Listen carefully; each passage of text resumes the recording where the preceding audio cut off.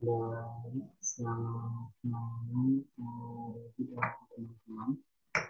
Kenapa saya akan Indonesia dari kelas komunikasi ingin menjelaskan mengenai communication.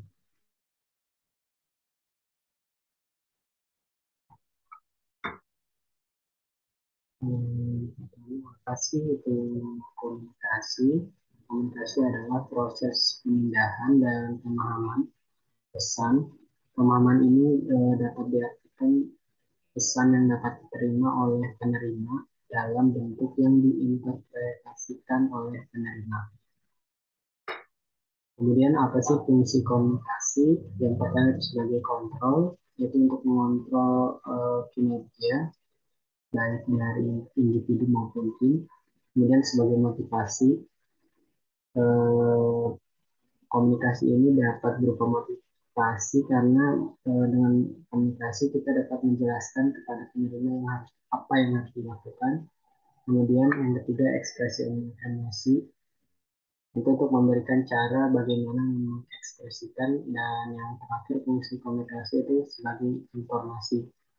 Ini sudah jelas komunikasi sebagai informasi karena untuk membuka keputusan dalam melakukan pekerjaan.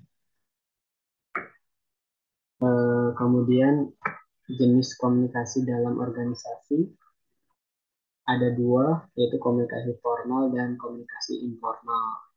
Nah, komunikasi formal ini biasanya terjadi dalam pengaturan kerja organisasi, sedangkan informal komunikasi yang tidak didefinisikan oleh hierarki organisasi. Nah, ini saya mengambil contoh di perusahaan saya, salah satu contoh komunikasi formal yaitu berupa Outlook, berupa email, kemudian komunikasi informalnya ini grup WA, biasanya berupa instruksi terkait kerja harian dan informasi lainnya. Tapi ini tidak seformal seperti Outlook. Nah, selanjutnya arus komunikasi ada upward, kemudian downward, lateral, diagonal.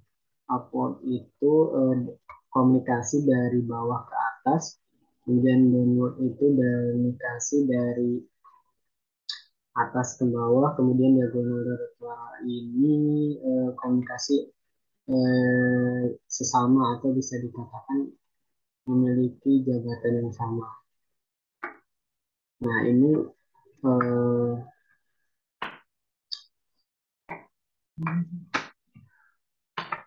jenis jaringan komunikasi organisasi. Yang pertama itu rantai jaringan, di mana arus komunikasi menurut rantai formal perintah baik atas ataupun bawah. Kemudian jaringan roda, semua arus komunikasi yang masuk dan keluar melalui pimpinan kelompok. Kemudian ketiga ini komunikasi mengalir bebas di antara semua anggota kerja.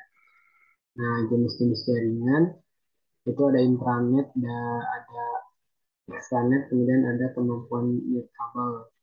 Nah, jaringan yang pertama intranet ini merupakan jaringan internal yang menggunakan teknologi internet dan hanya dapat diakses oleh pihak internal.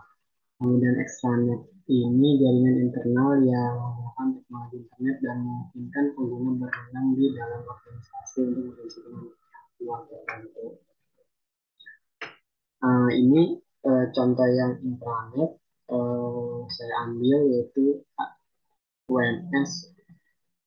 Jadi software ini tujuannya menginformasikan sebuah harga antara departemen R&D, MOS, dan costing. Jadi melibatkan tiga departemen, dan ini hanya pihak-pihak tertentu saja yang dapat mengakses aplikasi ini. Nah, kemudian untuk extranet ini saya ambil contoh web perusahaan saya, di mana dengan web ini biasanya pihak luar pun dapat berkomunikasi dengan kita, karena di sini terdapat beberapa kontak baik untuk telepon, Facebook, Twitter, dan lain-lain, bahkan WhatsApp pun sudah ada. Mungkin itu saja presentasi dari saya mengenai Medium communication.